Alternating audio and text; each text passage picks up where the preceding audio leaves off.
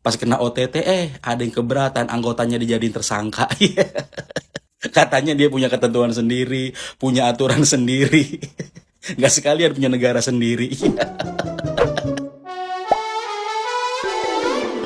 Komisi Pemberantasan Korupsi atau KPK menahan para tersangka hasil operasi tangkap tangan atau OTT terkait kasus suap pengadaan barang dan jasa di Badan Nasional Pencarian dan Pertolongan atau Basarnas. Apa saja fakta dari kasus suap yang menjerat perwira bintang 3 TNI AU ini? Fakta pertama, KPK tahan 5 tersangka. 5 tersangka yang ditetapkan KPK adalah Marsikal Madya TNI Henry Alfiandi, Korsmin Basarnas Letkol Afri Budi Cahyanto, Komisaris Utama PT Multigrafika Cipta Sejati Mulsunadi Gunawan, Direktur Utama PT Teknografika Sejati Marilia, dan Direktur Utama PT Kinda Abadi Utama Roni Aidil. Fakta kedua, pakai kode dana komando. KPK menjelaskan ada istilah dana komando atau DAKO sebagai kode dalam penyerahan uang untuk Henry Alfiandi. Fakta ketiga, total nilai suap Kepala Basarnas. Henry Alfiandi mendapatkan suap 88,3 miliar rupiah dari beberapa proyek Basarnas sepanjang 2021 hingga 2023. Luar biasa sekali. Sekarang semua kementerian sudah melakukan korupsi. Sekarang badan-badan sanas lah. Pokoknya semua badan-badan sekarang ada BRIN. Semua yang ada di bawah Jokowi selama pemerintahan Jokowi ini tidak ada satupun yang tidak korupsi. Untuk itu janganlah mau juga lagi mau dilanjutkan calon daripada Jokowi. Pikir itu, jangan sembarang-sembarangan kita pemilihan yang akan datang ini pikirkan betul. Jangan mau lagi calon dari Jokowi, calon dari ini, calon dari itu. Jangan mau. Kalau mau juga rasanya kalian ini memang kita ini bodoh lah, masyarakat Indonesia ini. Terlalu bodoh janganlah. Boleh bodoh tapi jangan terlalu bodoh gitu. Jokowi itu memang sumber daripada selama 2 periode ini kerjanya.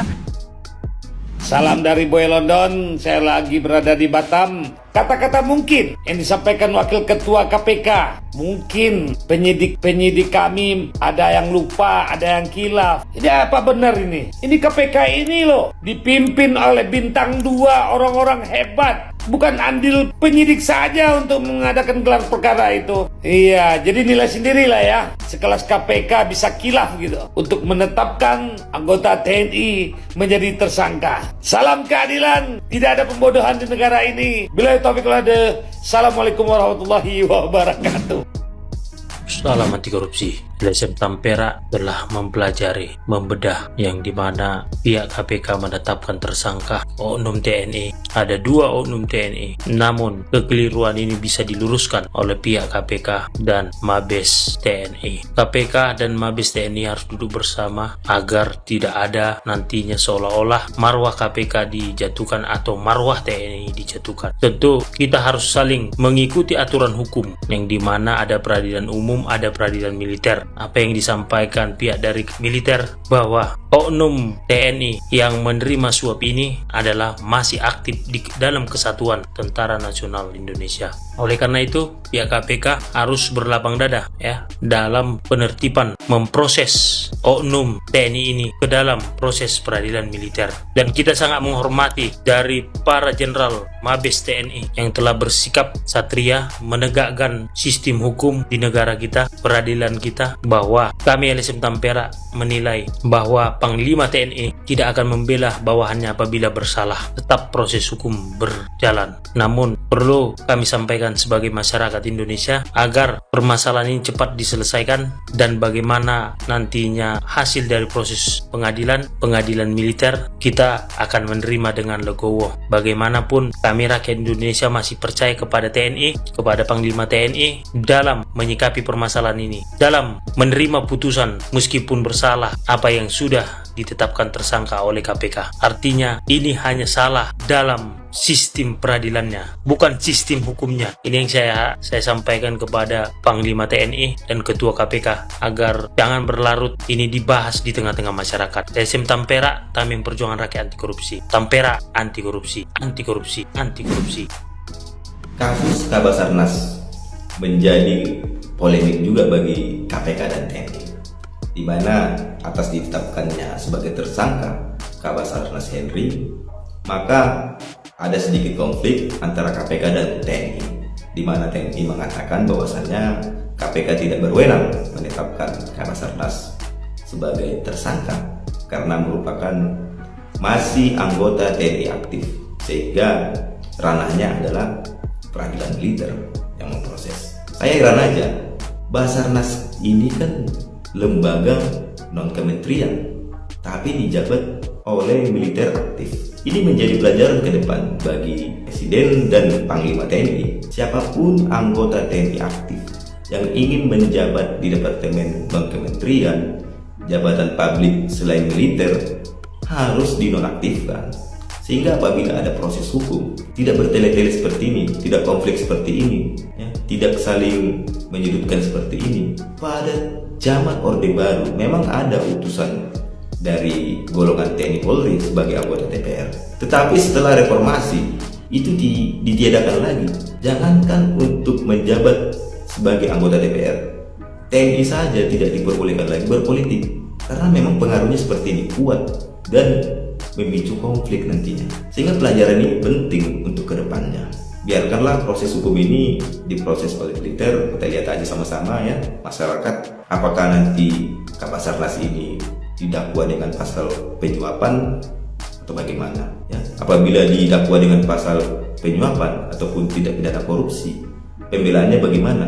Apakah Kabasarnas nantinya membela bahwasanya apabila dia didakwa sebagai tersangka korupsi, membela bahwasanya tidak berwenang peradilan militer memeriksa, melainkan peradilan tipikor, atau bagaimana? Kita lihat aja ke depan.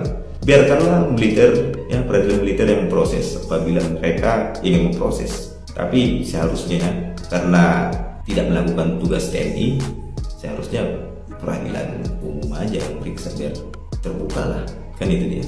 Masa satu golongan memeriksa golongannya, kan gitu ya logikanya, kan itu dia. Salam. Makin kocak nih negara. Katanya semua sama di mata hukum. Pas kena OTT ada yang keberatan, anggotanya dijadiin tersangka. Katanya dia punya ketentuan sendiri, punya aturan sendiri. Nggak sekalian punya negara sendiri. Pantesan pada kaya-kaya. Yang lebih kocak apa? Yang nangkep minta maaf. Itu kayak satpam komplek nangkap maling, satpamnya minta maaf ke maling. Udahlah, ntar juga ujung-ujungnya hilang tanpa kejelasan. Bubur mas, bubur. Enggak pak. Banyak yang ngetek aku masalah yang Basarnas ditangkap. Yang ngetek aku ini rata-rata oknum-oknum polisi. Kenapa? Mau mengadu aku? Atau gimana? Kalian bilang aku pengecut, Anda sendiri yang udah penegak hukum gak berani membuat apanya? Videonya, komentar. Cobalah buat di TikTokmu. Cobalah buat. Siapa? Kalau kami masyarakat ini masih wajar, ya kan? Buta hukum militer. Buta, kami nggak tahu. Ada yang tahu hukum militer gimana prosesnya? Ya Bapak itu katanya keberatan KPK menetapkan tersangka karena mereka ada pengadilan sendiri yang betul, pengadilan militer. Ya kan? Kan prosesnya belum jalan. Kenapa kita harus ribut? Ya kan? Kalau bisanya contohnya nanti hukumannya seperti yang kita harapkan, kenapa tidak? Apalagi kalau lebih berat. Iya kan? Kalau nggak berat nanti baru ngomong. Ini enggak. Kalian juga oknum-oknum polisi ngetek-ngetek aku. Inilah kalau berani. Kau sendiri yang udah penegak hukum gak berani. Cobalah buatlah dulu. Baik majok leh. Kau penegak hukum, kau lebih tahu hukum. Buatlah dulu videomu. KPK aja nggak ngomong. Iya kan? KPK. Iya kan? Belum jalan prosesnya. Kalau tadi udah jalan prosesnya dan diponis ringan, barulah kita mungkin keberatan. Iya kan? Mereka punya pengadilan sendiri. Gimana mau kita bilang? Iya kan? Kami rakyat sipil ini nggak paham kayak mana pengadilan militer. Kalau pengadilan umum, ya sama-sama belajarnya kita di jalanan. Iya kan? Aku belajar di jalanannya, aku bukannya orang-orang berpendidikan aku. Iya kan? Kalian sendiri nggak ngomong. Bapak-bapak penegak hukum yang terhormat nggak ngomong ya? Ngomonglah kalian. Iya kan? Artinya apa? Kalian bilang aku pengecut. Kalian lebih pengecut. Kalian penegak hukum, ya kan? Harusnya kalian menegakkan hukum tanpa tumpul. Ini tumpulnya kalian.